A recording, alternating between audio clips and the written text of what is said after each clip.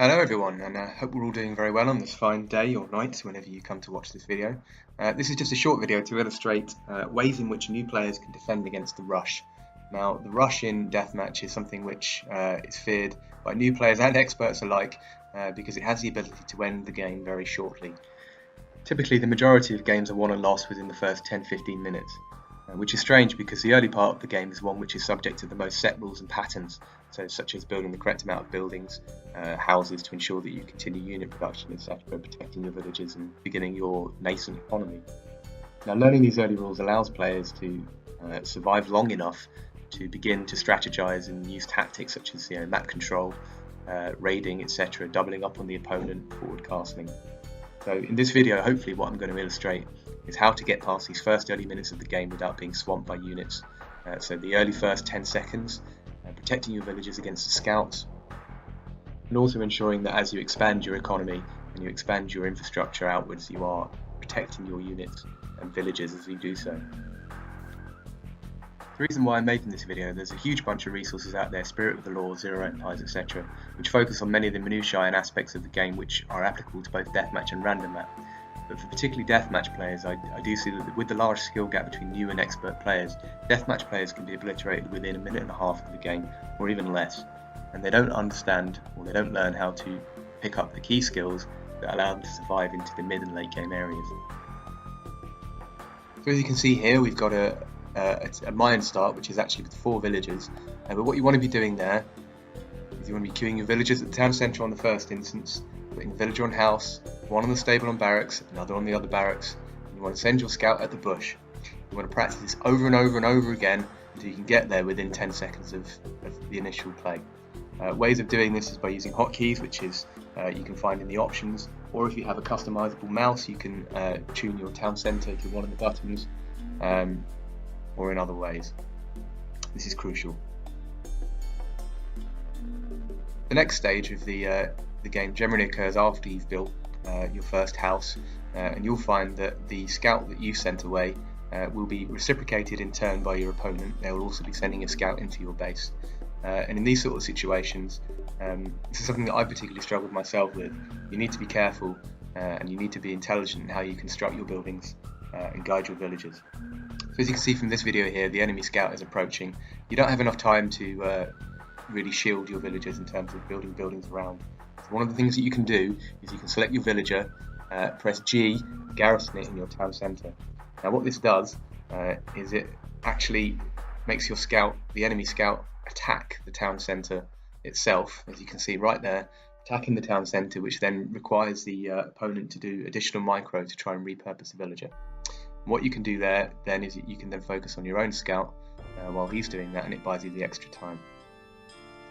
So as you can see, I haven't lost a single villager there by garrisoning it and ungarrisoning it in the town centre.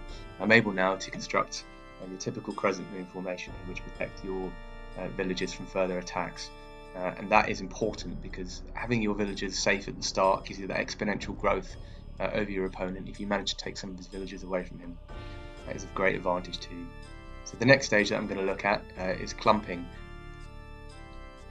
And the first thing you want to be doing when you make a clump is to put those 2 houses in the passable points in the town centre.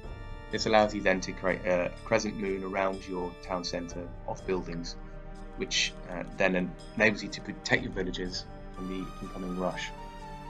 This isn't a strategy that I see very often these days. Most people tend to put one castle down and have the villager build 3 walls around him to protect him from the units that come in. But the disadvantage of that is that you aren't able to protect, you aren't able to build your castles more quickly. Now, as you can see, I like to keep a unit close to my base as well, just to make sure that I haven't made any mistakes. Because if you do have any gaps in your clump at this stage, any unit that comes in will very quickly destroy your villagers. It'll be a very embarrassing resignation on your part. What this, the advantage of this for many of the civs, such as the Persians, the Mongolians, the Byzantines, and potentially the Britons as well, I've seen it done with, is it allows you to get your castle units up quickly without having to expend and build things like barracks and stables, which isn't really the core part of your late stage army. So it allows you to transition to your medium game very fast. Persians, I see a lot of people start with stables. While they do have very good cavalry, they do have good paladins. The elephants are really where you want to be spending your food. So this allows you to do that. There are many different varieties of this clump that I see. Some people just do a half clump because of the time it takes to get everything built, and that can protect their villagers as they build the castles. Some players like to include other buildings in there, and I've just done that in this example here to illustrate. So for example, a market at the start. With the Byzantines and the Persians, you'd sell your wood. With the Mongolians, you'd sell your food. The Mongolians can often include stables in there as well. And what that does is it allows them to counter the paladins, which can be quite effective against the Mangudai, which come out. Another advantage of this is that it allows you to mass your villages in such a way that the economy that you build straight after can be constructed quickly. You have a lot of villages in a tight space, so they're able to get town centres up very fast. They're able to begin taking the map control back that you will have ceded to your opponent by doing this tactic. So, to summarise, practice those first actions over and over again until you can do it within 10 seconds of game time. So that's queuing the town centre, building the first house, building the first barracks and stable with each other villager, and sending the scout towards the opponent's bush. Doing this within 10 seconds gives you a large advantage, particularly in the mid to late game aspects, as it allows you to produce more units more quickly compared to your opponent. Secondly, limit the effectiveness of the enemy scout by garrisoning your villages in and out. This is important. You need to make sure that each villager survives. We care about every single villager. Doing this allows you to grow more quickly than your opponent, particularly if you manage to take away a few of his villagers. Thirdly, consider clumping if you're in a strong castle unit civ, particularly on the flank in a team game. This is important because it allows you to focus on your more effective castle units.